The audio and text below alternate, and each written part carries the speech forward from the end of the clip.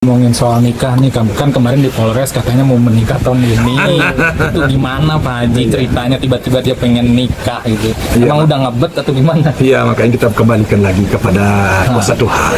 Ya, kalau ketemu jodoh ya sah-sah saja. Ya, kalau orangnya benar, orangnya baik, sah saja. Emang Puji Kembali lagi siapapun orangnya, orang manapun, orang negara manapun. Tapi kalau kamu suruh pilih lagi mana? Oh iya, orang putra bangsa kan gitu.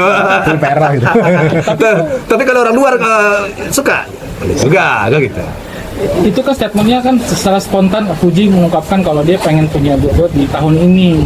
Mungkin itu kode buat Opa juga supaya pengen ditargetkan di tahun berapa atau memang di usia berapa dari Puji Opa? Ya sebenarnya itu mungkin secara spontan aja dia mengeluarkan. Itu dia juga sudah memahami semuanya itu ya kembali kepada Yang Kuasa. Tidak bisa kita secara sembrono saja cepat-cepat atau umpamanya buru-buru kan, jangan sampai gagal ya. Kalau gagal kita dalam berumah tangga itu ya kita mengantisipasi bagaimana supaya jangan gagal, itu lagi saat kita gagal. Nah tentu kita cari yang waktunya yang tepat, terus orangnya yang pas ya. Nah kalau sekarang umpamanya menurut Yang Kuasa sudah pas, ya tidak ada masalah kalau ketemu orang yang tepat. Kalau belum ada yang tepat menurut Tuhan ya ini belum ada jodoh gitu aja. Tapi kalau dari Opa sendiri pengennya di usia berapa sih? Saya pulangkan ke anak. Oh, berarti tahun ini semua. Tahun ini Kita Opa? kembalikan kepada. Tidak ada, saya nggak memberikan target, nggak membuat target. Ada yang deket emang sama siapa sih Pak Haji? Saya nggak terlalu jauh dah. Saya memberikan kebebasan untuk dia. Kapan maunya dengan siapa? Ya zaman sekarang kan sudah maju. Bukan lagi zaman Siti Nurbaya. Tapi sebagai orang tua ada batasan nggak sih untuk pergaulan dari anak sendiri Pak? Memilih untuk teman-teman yang kan udah sempat ada trauma juga nih perihal masalah yang kemarin itu. Selaku orang tua setiap saat pasti akan memberikan nasihat-nasihat tentang hal itu terhadap anak. Dan tentu anak secara terangsur-angsur pasti akan belajar. Semuanya akan menjadi pelajaran bagi anak. Karena pengalaman itu akan lebih cepat membuat kita memahami dan membuat suatu perubahan. Gitu. Berarti kriteria ada gak sih kriteria gitu kan, berbicara kriteria untuk Puji gitu kan, pasti kan dari orang tua pasti ada dong, apakah memang cocok dengan putra bangsa juga? Apakah dari partai yang sama? Iya. Ya tentu sesuatu hal itu tentu ya kalau ada yang lebih dekat ya ngapain kita cari yang jauh. Tapi kalau ada yang dekat yang jauh juga boleh kan begitu. Istilahnya mana aja, yang mana yang lebih baik aja sih. Itu aja sih. Oh berarti menurut Opa yang baik dan ke keluarga semua baik. Kalau ada ya boleh saja. Tapi kalau enggak ya ada yang jauh ya jauh boleh juga. Ya, orang mana? Berarti prioritasnya berarti putra bangsa nih setelah tidak. Kalau nggak ada putra bangsa, putra boleh juga. Jadi yang mana cocok aja. Oh berarti Perel masuk kriteria gak? Perel masuk kriteria berarti kalau putra bangsa. Iya, itu kembalikan kepada Tuhan. Tuhan yang lebih mengetahui kalau soal itu. Kalau soal jodoh itu memang tidak bisa kita terlalu jauh ikut mempengaruhi sepertinya. Tapi sebagai orang tua sendiri ada seleksi ketat gak sih? Nggak ada apa yang mau dia seleksikan. Ini kan yang memakai anak. Masa kita yang menseleksi? Pulangkan kepada anak. Pulangkan kepada mereka yang saling menyukai dan saling mencintai. Itu aja sih. Oke? Soal kasusnya dong, gimana sih melihatnya Puji tuh kalau bisa dibilang ya track recordnya tuh kasusnya pasti masalah karyawan terus nih. Emang Pak Haji ada obrolan gitu cara menyeleksi atau seperti apa sih Pak Haji? Kejadian ini berulang berapa kali ya? 2 kali ya? Sampai 2 kali? Ya, kalau soal kasusnya memang dari penyelidikan sekarang sudah naik jadi penyidikan. Artinya mungkin dalam minggu ini atau minggu besok sudah dipanggil orangnya lagi. Ya insya Allah mudah-mudahan dalam waktu secepatnya bisa dilimpahkan kepada pengadilan. Kalau masalah kenapa anak sering kena ya dibohongi lah.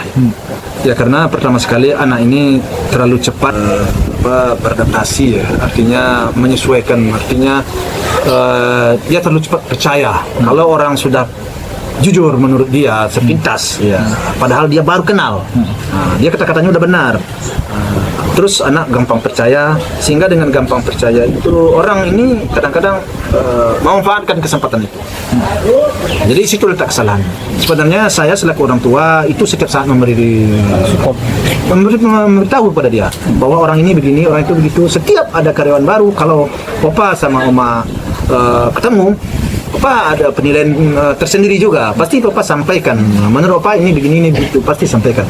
Nah, cuma namanya anak kadang-kadang karena kebutuhan juga, karena merasa cocok juga dengan pandainya orang berbicara, pandainya orang bergaul, akhirnya anak juga terbawa, terpedaya juga kadang-kadang.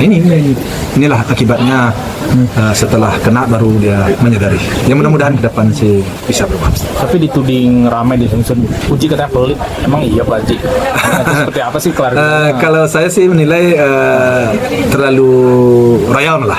Kalau saya menilai ya kepada karyawan-karyawannya. Jadi yang menyebabkan hal itu terjadi karena anggota-anggota itu banyak yang sudah semaunya. Jadi sudah sewena karena kemudahannya daripada anak saya tadi, karena gampangnya anak saya tadi memberi.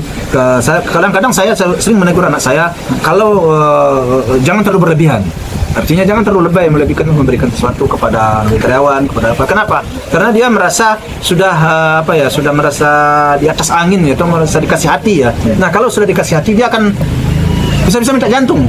Nah, jadi saya selalu sampaikan itu. Tapi namanya anak, karena masih muda, ya karena hubungan juga, karena keakraban dengan karyawan, akhirnya mudah dipengaruhi oleh karyawan. Disitulah dia terpedaya. Puji kan sempat kasih statement kalau dia sempat dibawa untuk konsul psikolog. Sampai sejauh itu Pak? Pihak kesehatan. Nah, itu sebenarnya persoalannya. Ya siapa sih, jangankan anak saya sendiri kadang-kadang sudah begitu percaya dengan seseorang, kemudian dikhianati, itu susah banget kita menalarnya. Akhirnya kita mau tanya kepada orang begini begitu, sudah selama ini kita percaya begini, tertahunya saya dikecil. Itu memang memerlukan suatu jawaban agar puas hati kita ini. Kenapa orang itu bisa berbuat seperti itu? Nah, kadang-kadang orang-orang yang punya ilmu tentang itu kan jawabannya lebih puas kita ya. Nah, jadi pergi ke psikolog itu wajar-wajar saja, dan jika ada yang perlu dipersoalkan di situ, kita ingin memuaskan hati kita. Kenapa kita dipercayain? Kenapa kita dibohongi oleh orang kepercayaan kita? Itu jadi sehingga dengan jawaban psikolog mudah-mudahan bisa menjadi obat juga di hati kita dan tidak menjadi pikiran gitu kan. Itu sih. Sebagai orang tua kan pasti kan kepikiran juga Pak ya dengan anak terlibat masalah ini menjadi korban. Nah, Bapak sendiri sebagai orang tua ada pesan khusus nggak sih yang disampaikan untuk Puji lebih hati-hati ke depannya? Nah, udah saya selalu berpesan, saya selalu menasihati. Itu setiap saat. Ya namanya hidup ya kan memang harus namanya orang tua kepada anak kan memang harus setiap saat memberikan peringatan lah, memberikan suatu wejangan lah ya, agar selalu berhati-hati dengan siapapun ya. Itu selalu. Oke, cukup besar. Izin Pak, yang soal mungkin update-nya kapan datang pelakunya untuk uji saksi? Kalau nggak salah saya minggu besok ya.